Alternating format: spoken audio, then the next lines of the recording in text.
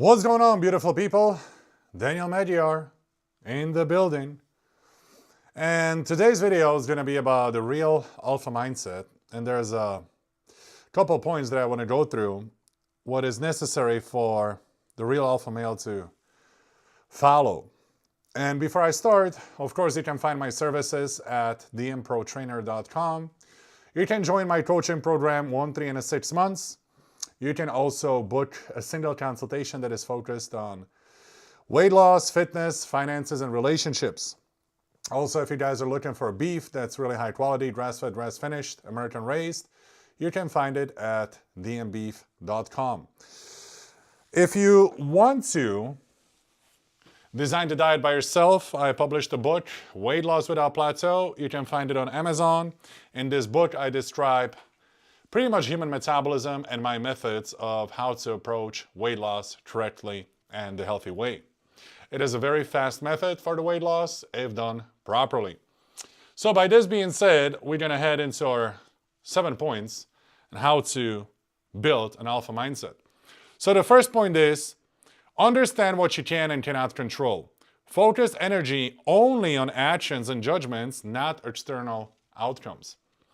All right. What do I mean by that? As an alpha male, you really have to understand what is under your control and what is not. For example, what's not under your control? COVID, 2020. You're in a situation where you're under an elite pressure, right? In this situation, you're not trying to influence the reality. You do not argue with the reality. You accept things as they are. So the first thing that you're going to do is you're going to understand that, okay, this is what it is, and how am I going to survive the most efficiently? How am I going to bend the world in this situation in my benefit? So me and my family can stay protected, and we have all the resources, money coming in, water, food coming in, everything is untouched, and your reality is moving forward under this pressure. You're not trying to break this pressure because you don't have access to it. It's not under your control. It is what it is. So what you do is you adapt, okay? You are inspired by the organisms that have lived the most, like plankton, for 4.5 billion years, pretty much since start of the Earth. Plankton redesigned the atmosphere of Earth from methane to oxygen. It took it almost 2 billion years to do that, and the only way it survived is by adapting to the new environments, through all kinds of environments, ice age and etc., right? Now, the biggest predator who didn't adapt, who was dominating the Earth, Tyrannosaurus Rex, he is out. He's done. He's dead. He was the strongest, the biggest, the most dominant, the most fearful. However, he's dead. His kind didn't survive because they couldn't adapt to new conditions. That's why you're just inspired by the evolution. Organisms that adapted in the situations they couldn't control survived the best. So if you don't have control over the situation, you're not trying to put the energy towards that. You're putting the energy towards adapting and making things the most beneficial for you. You don't argue with people. You don't argue with the belief system of people. Some will believe COVID, some will not. You don't give a shit. What you focus on is, how do I survive? How do I make the best out of it? If I know a person who believes in it and they, for example, can get beef, I'll pretend I believe in it too. If I know the person who doesn't believe in COVID and they know how to get money in this situation, I'll pretend I don't care. Yeah, I don't believe it either. I picked a side, whatever. You are bending the world in your will, okay? That is very important in the situations where you can't control it. You just don't put your energy into it and you adapt. Now, what about a situation where you actually are in control? Where, for example, you're the boss and your employees are misbehaving. Well, on that point, you're logically and rationally coming up with a decision, so everything ends up in a most logical and best way for you.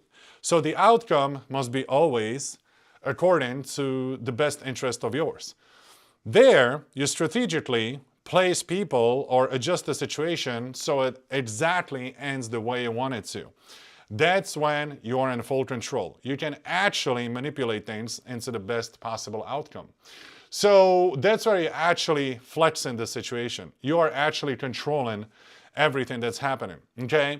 This is the major difference, because a lot of people just spend a lot of time and a lot of energy focusing on things they cannot control. And it leads nowhere. It's just a bunch of empty conversations that are emotionally draining, and the outcome is nothing because it's not under control. You only invest energy into things that you can control. Okay, that's rule number 1. Second, live according to reason. Let rational judgment, not impulse, guide decisions. Very important. You're always going to have feelings. And when you find out, for example, somebody betrayed you, your wife cheated on you, your business partner betrayed you, something that hurts your ego, somebody said something about you, coworkers said something about you, doesn't matter. The first thing that you're going to feel is anger and that pressure within. Well, you never make a rational decision under the high impulse of emotions. That's why you have to put the emotion in the box and come back to it later. You always live according to reason, okay? So you need to learn how to build a discipline around managing your own chaos within.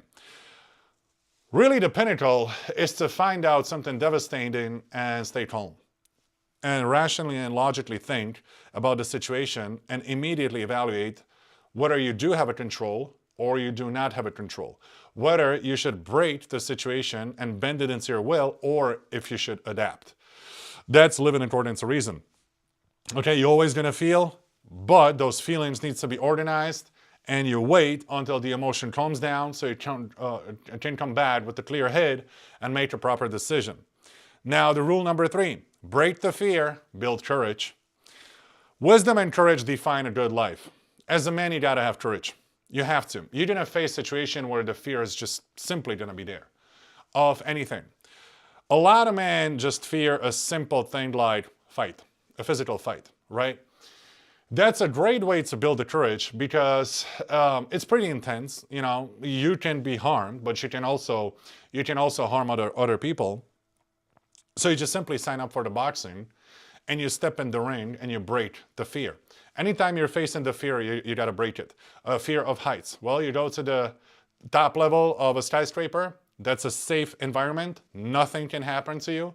Your safety is guaranteed, and you step close to the window. Fuck it, I'm going to break it. That's your attitude. That's your mindset. You don't have to do stupid things to break the fear, but you will have to break it, even within safe environments. Boxing, for example, safe environment. Why? Because you're not going to die. I mean, you can take a punch. You'll realize later. But now you're breaking the fear and building the courage. Because in life, you're going to have situations where you just have to have the courage. For example, in business, you have a business plan, but you have a fear to execute on it. That fear is going to hold you back. You're never going to become successful because of the fear. The only way you're going to execute on this plan is with courage. And courage cannot be built through books. Courage cannot be listened to from YouTube channel. Courage has to be literally built through breaking the fears. You do things that you're afraid of. Now, the next point is reframe adversity. View challenges as opportunities to strengthen character. Now, this is directly connected to fear. Some people look at challenges and adversity as a fear, so they avoid it. Well, with the alpha mindset, you face it straightforward. Bring it up. I can take it on my chin, so what? Any type of pain, physical, emotional, divorce, breakup, deviation of the business with your business partner, whatever it might be, you're facing with your chin up. I can take it. So this is what reframing adversity means, is that you stop being afraid of the challenges and instead you look at the challenges as something that's going to shape you up into a stronger and better person. Because every single challenge in your life, every single pain in the life will make you sharper and more resilient. So in order to become a resilient human being, you have to go through the pain, okay? And that pain cannot be something that you're trying to avoid constantly every single time. That's why you have to reframe the adversity and look at this as a challenge, as a stimulus for your change. So you're going to go through the pain willingly because first of all, it's necessary for you to better the life, okay? And second of all, you're only going to become stronger after that. You got to remember one thing. Every single pain will pass at some point. Whatever type of a pain you feel of loss, pain from the divorce, pain from death, funerals, pain from financial pain, doesn't matter. It's going to pass. It takes about 9 months for a human being to get adjusted to the better or worse life, okay? So if I take you to Beverly Hills, to the most beautiful house, and it's going to belong to you. In the first 9 months, you're going to record this house on every single story on Instagram. You're going to brag about it. You're going to tell everybody about how luxuriously you live in. After 9 months, you're going to get used to it, and it just becomes the house. Now, the same thing happens for worse. If you're going from the Beverly Hills house into a small hut, in this hut, you're going to be uncomfortable. You'll be sleeping on the floor. You'll be bitching for the first 3-4 days. You'll be constantly angry. Your back's going to hurt. It's not comfortable. I want to go back. After 9 months, you'll get used to it. You'll be sleeping, you'll open your eyes, there's this big cockroach in front of you, you'll slap it, kill it, you sleep. You get used to it. Humans adapt to better or worse, and it takes about 9 months. That's why when you feel pain, or when you're afraid of the pain, you have to realize that the worst possible adjustment period is about 9 months. And anybody can take anything for 9 months, okay? Remember, at the end of the pain, you're always going to become more resilient. Now, the next point is develop emotional discipline, acknowledge emotions without letting them dictate behavior.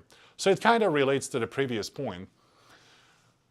Humans made the worst decision under the impulse of emotion. Any kind of emotion. Sadness, okay, when you're super sad and you broke up with your girlfriend and you feel the emotion of missing her, you pick up the phone and you just type 20 messages to her how much you miss her, and so you start chasing her.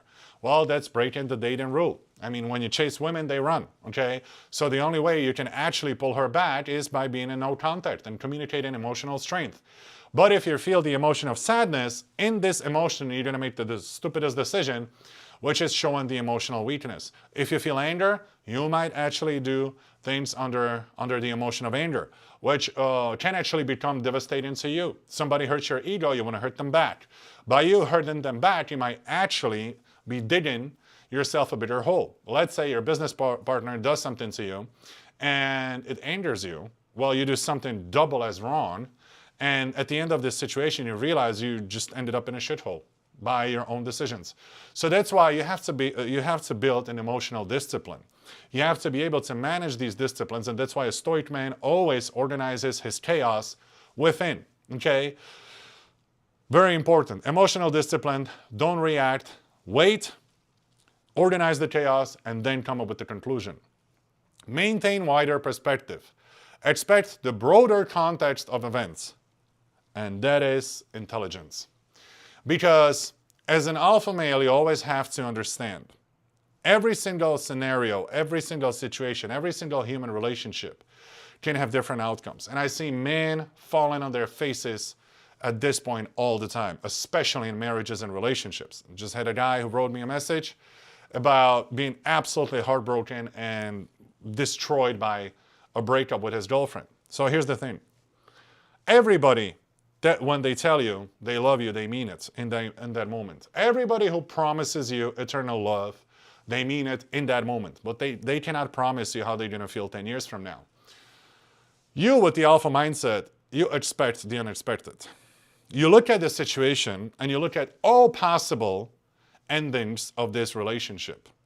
This could go into the retirement, and we can retire and die together. It's the most beautiful outcome. Of course, everybody wishes that.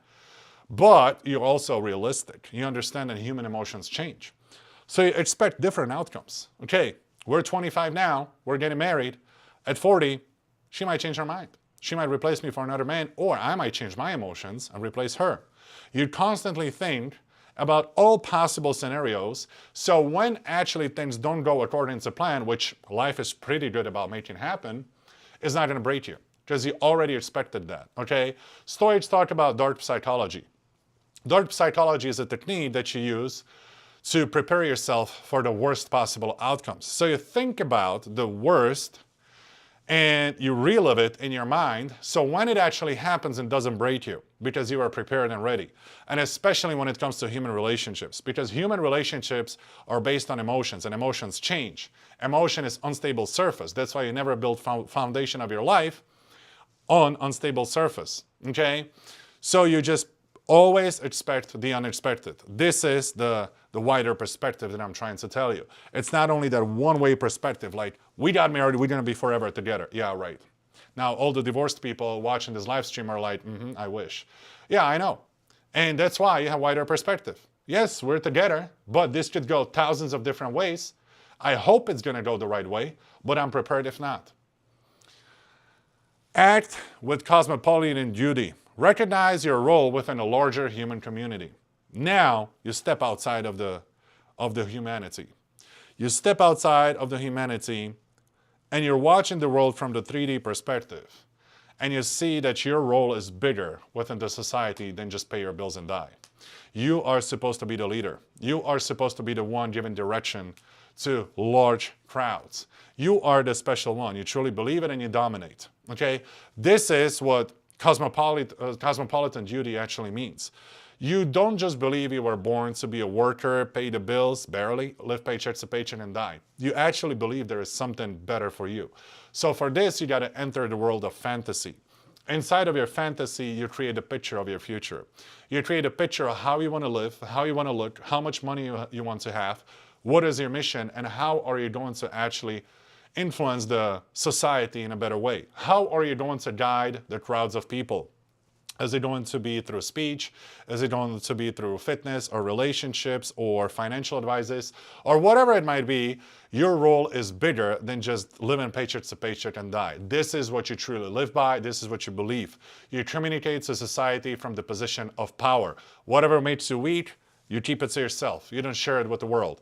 This is that cosmopolitan duty, okay? Very, very important, because in order for you to be the leader at first you have to believe you are the one. At first you have to believe that your presence on this earth is something more. And this is the last step of the Alpha Mindset. Thank you so much for watching. See you at the next video. Please hit likes and subscribe on my channel.